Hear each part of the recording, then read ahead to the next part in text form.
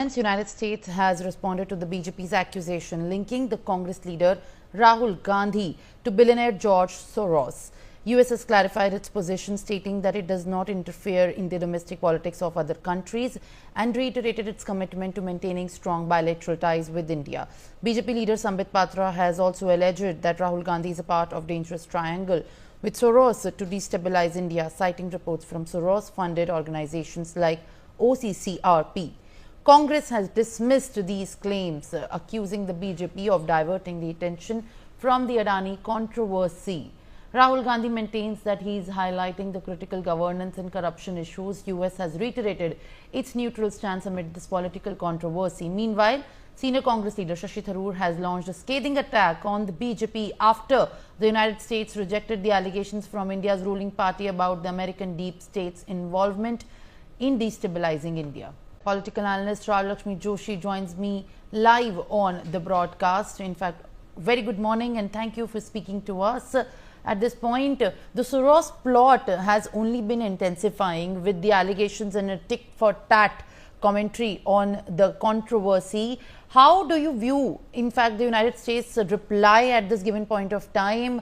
How does it pertains to the stand that US is taking on this controversy that has been brewing between the BJP and the Congress, given that the series of attacks have not been a new affair?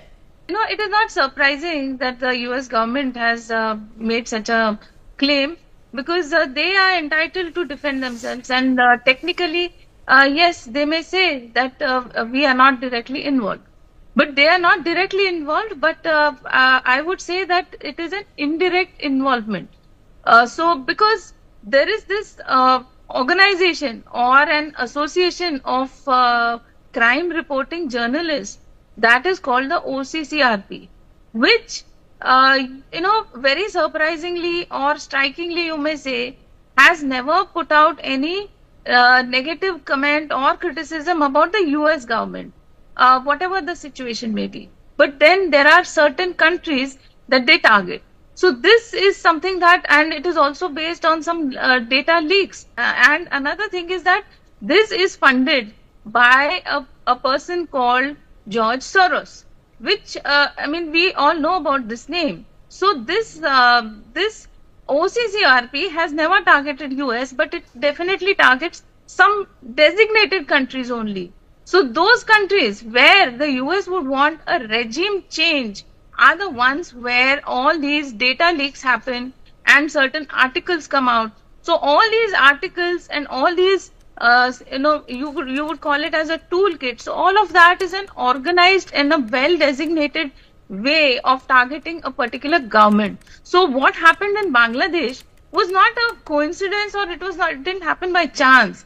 It happened by a certain design, by certain vested interest. So that, all these kind of things where an entire country, it undergoes a regime change, that happens by a lot of funding by certain individuals. So these individuals, when you see that they have direct links or indirect links with certain people from the Congress, so obviously the BJP is definitely going to put out certain accusations. So very rightly, they have put out all these accusations. So where you can see that, there are a lot of things where George Soros, OCCRP, and Mr. Rahul Gandhi and a lot of people from the Congress, especially Mr. Shashi Tharoor, they all have very similar views, or maybe they quote each other.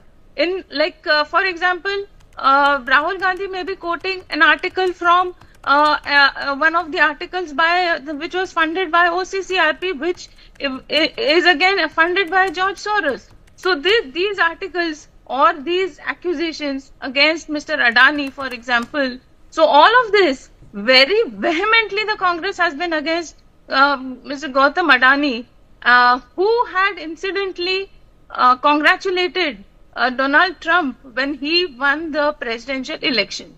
So it is no secret. It is an open secret, I would say, that the present US government is not very happy with Gautam Adani, and you can see that whatever case had come up in the US court, In that there were a lot of accusations, but no direct mention or no direct charges against any particular individual with whom Mr. Gautam Adani had supposedly indulged in bribery or corruption.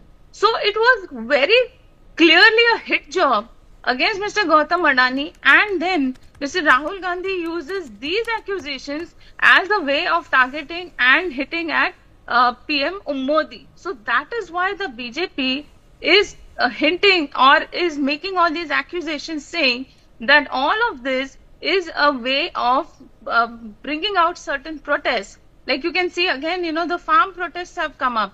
So even during the farmers' protest also, or whether it may be during the hijab issue or during the CA issue, you have seen certain of these issues happening all over the world, where certain protests suddenly turn very anarchical, and then it turns into something where an entire government is changed.